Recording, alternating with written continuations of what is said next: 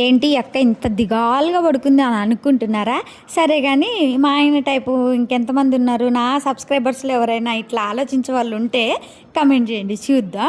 So నాకు మా ఆయనకి డిష్యూమ్ అయిందన్నమాట. ఎందుకు అయిందంటే తర్వాత చెప్తా. ఇంటికి వచ్చిండు, నేను మాట్లాడలేదు. తర్వాత మా బాబుని తీసుకొని చాలాసేపు బయటికి వేయండు. ఒకసారి ఫోన్ చేసి నువ్వేం సబ్బు వాడతావు, నువ్వేం సర్ఫ్ వాడతావు అంటే నేను సర్ఫ్ ఎక్సెల్ వాడతా అని చెప్పిన. ఇక్కడ విషయం ఏంటంటే నేను ఓన్లీ వాషింగ్ మిషనే యూజ్ చేస్తే, ఎక్కువ బట్టలు పిండనే విన్నాను చేయి మీద. ఇది ఒకటి గుర్తు పెట్టుకోండి మీరు. అయితే ఇంకేముంది, సరేలే ఎందుకు అడిగిండేమో అని నేను అనుకున్నా. తీరా ఇంటికి వచ్చి చూస్తే సరుకులు పట్టుకొని వచ్చిండు.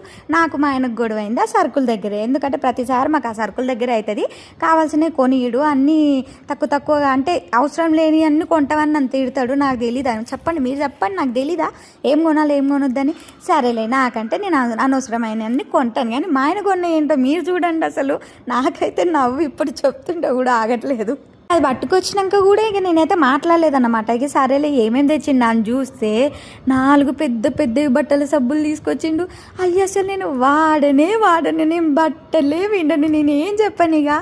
సరే గిన్నెల సబ్బులు 4 తెచ్చిన ఓకే, కానీ మరీ బట్టల సబ్బులు 4 అంటే తెచ్చేది ఓకే, అంతా బాగానే ఉంది. కానీ నెత్తికి షాంపూలు నూనె తెచ్చిండు ఓకే, బట్టలకి సబ్బులు సర్ఫ్ తెచ్చిండు ఓకే, గిన్నెలకు సబ్బు తెచ్చిండు, ఒంటికి సబ్బు తెచ్చిండు, మెయిన్ ఇంపార్టెంట్ నా కోసం చక్కెర చాపత్త కూడా తెచ్చిండు. అంతా బాగానే ఉంది. కానీ ఫుడ్ ఎక్కడ, ఫుడ్కి సంబంధించినవి ఎక్కడ చెప్పండి?